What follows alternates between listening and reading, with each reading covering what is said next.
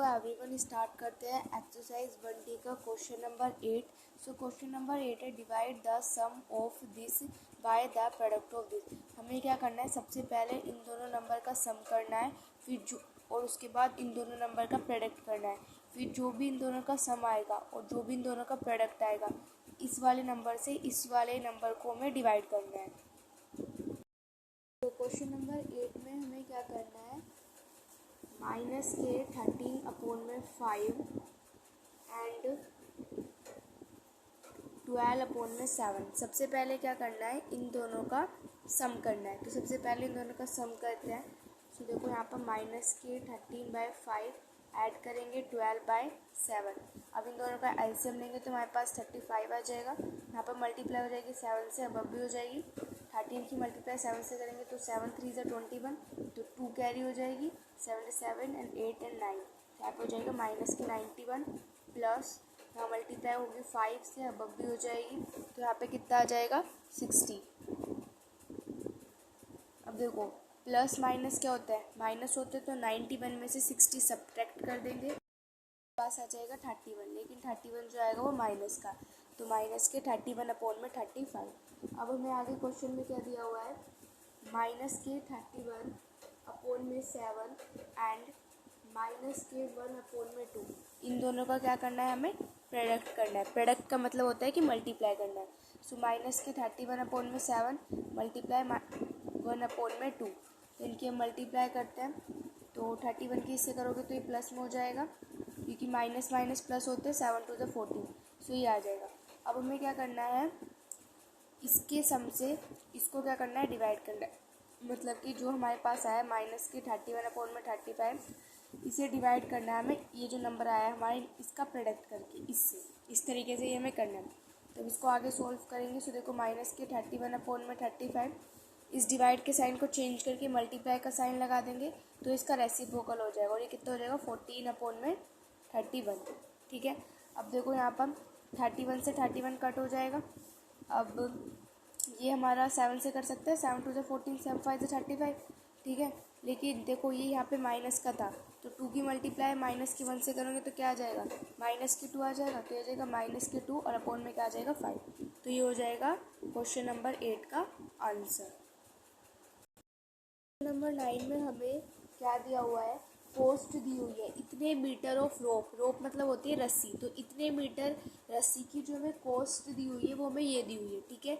अब हमें क्वेश्चन में क्या पूछा है, फाइंड इट्स कोस्ट पर मीटर। तो मतलब कि हमें 1 मीटर की कोस्ट बतानी है। इतने मीटर की कोस्ट जो है वो हमें गिवन है, और हमें 1 मीटर की जो कोस्ट है वो क्या करनी है, फाइंड करनी है। इसका मतलब है वो जो 1 मीटर है उसकी कोस्ट जो है वो फाइंड करनी है। तो देखो कैसे करेंगे, अगर इतने मीटर की कोस्ट हमें ये दे रखी है और हमें 1 मीटर की कोस्ट निकालनी है ना, तो हम क्या करेंगे, इसमें से इसको क्या कर देंगे, डिवाइड कर देंगे।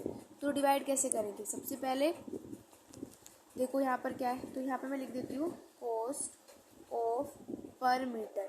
तो पर मीटर की जो कोस्ट होगी वो किसकी इक्वल होगी, जो ये नंबर है 12 3/4।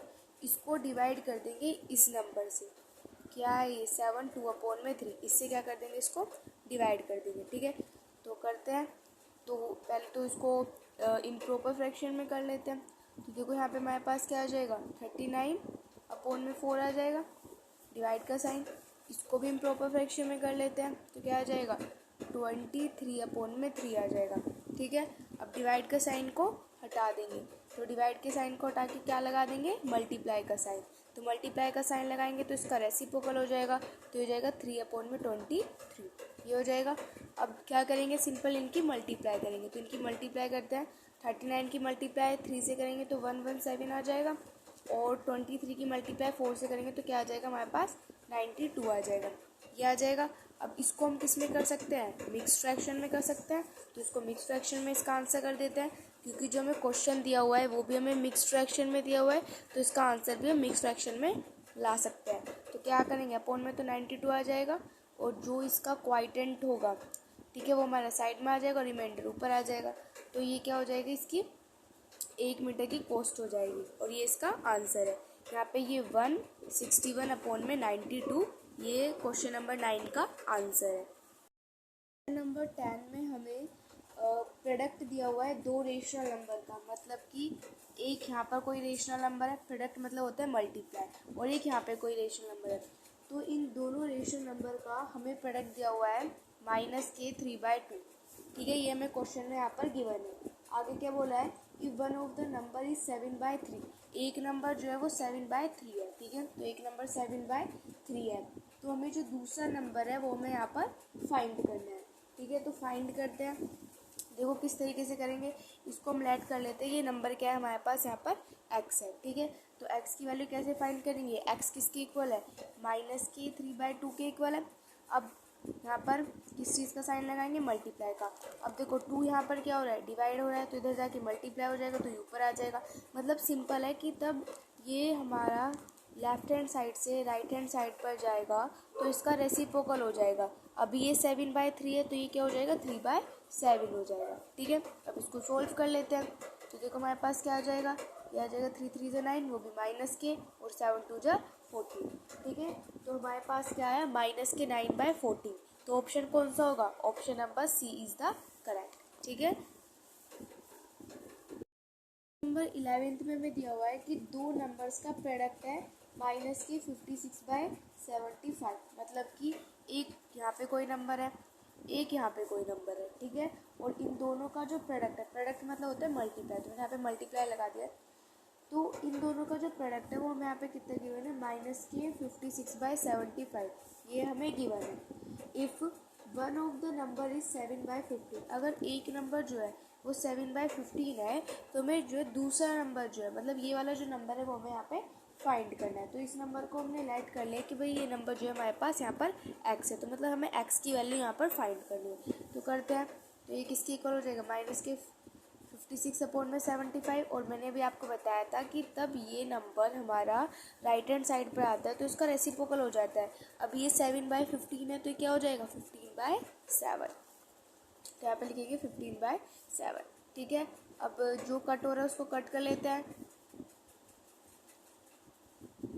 तो 7 8 56। ठीक है, और देखो और क्या कट हो रहा है, ये 5 से कट हो रहा है, 5 3 15, और इसको 5 से कट करेंगे तो हो जाएगा 5 1 5, और 5 5 25, ये आ जाएगा। फिर हो जाएगा 3 1 3, और ये हो जाएगा 3 5 15। तो हमारे पास देखो यहाँ से ये माइनस है, तो ये क्या हो जाएगा, -8 और अपोन में क्या आ जाएगा, 5।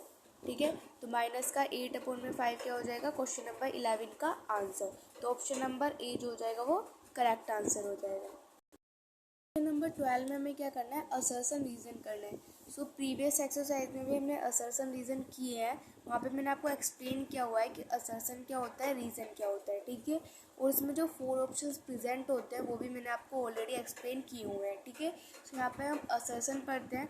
तो असर्शन क्या है हमारे पास, division is not commutative for rational number. So देखो इसमें बोला है कि जो डिवीज़न होता है वो कॉम्यूटेटिव नहीं होता रेशनल नंबर के लिए, ये बिल्कुल सही है। अब देखो वो कैसे, देखो कॉम्यूटेटिव में क्या होता है कि भाई दोनों साइड क्या आनी चाहिए, इक्वल आनी चाहिए। और इसका देखो रीज़न भी यहाँ पर एक्सप्लेन करके दिया हुआ है कि अगर आप 5 को डिवाइड करोगे 8 से तो वो इक्वल नहीं होगा जो आप 8 को डिवाइड करोगे 5 से। मतलब ये है कि अगर आप 5 को डिवाइड करोगे 8 से तो कुछ पॉइंट में आंसर आएगा, है ना, कुछ पॉइंट में आएगा, 0 पॉइंट करके कुछ आएगा। लेकिन तब आप 8 को डिवाइड करोगे 5 से, मेरा मतलब है कि 8 को डिवाइड करोगे अगर आप 5 से, तो आपका क्या आएगा, 1 पॉइंट करके कुछ आएगा। तो देखो यहाँ पे तो 0 पॉइंट करके आ रहा है और यहाँ पे 1 पॉइंट करके आ रहा है, तो दोनों तो सेम नहीं आने के। तो यहाँ पर वही बोला गया है कि जो डिवीज़न है वो कॉम्यूटेटिव नहीं है रेशनल नंबर के लिए। तो असर्शन तो बिल्कुल सही है, और यहाँ पे रीज़न भी इसका बिल्कुल एक्सप्लेन जो है वो सही किया हुआ है। असर्शन का जो रीज़न है वो बिल्कुल अच्छे से यहाँ पर एक्सप्लेन किया हुआ है। तो इसका मतलब है कि यहाँ पर असर्शन भी सही है और रीज़न भी सही है, और जो रीज़न है वो असर्शन का करेक्ट एक्सप्लेनेशन भी है, क्योंकि रीज़न जो है वो असर्शन को यहाँ पर एक्सप्लेन कर रहा है कि ये जो कॉम्यूटेटिव है ये क्यों कॉम्यूटेटिव नहीं है। तो वो रीज़न जो है वो उस चीज़ को यहाँ पर एक्सप्लेन भी कर रहा है। तो यहाँ पर देखो असर्शन भी सही है, रीज़न भी सही है, और रीज़न जो है वो करेक्ट एक्सप्लेनेशन है असर्शन का। क्वेश्चन नंबर 12 का जो ऑप्शन नंबर ए हो जाएगा वो बिल्कुल करेक्ट हो जाएगा कि भाई असर्शन और रीज़न दोनों सही हैं, और जो रीज़न है वो जो है वो करेक्ट एक्सप्लेनेशन है किसका, असर्शन का। ठीक है। सो जो ऑप्शन नंबर ए है वो बिल्कुल करेक्ट हो जाएगा क्वेश्चन नंबर 12 के लिए। ठीक है। सो यहाँ पे हमारी एक्सरसाइज 1D कंप्लीट होती है। अब नेक्स्ट एक्सरसाइज करेंगे नेक्स्ट वीडियो में। If you like my video please like share and subscribe. Thanks for watching.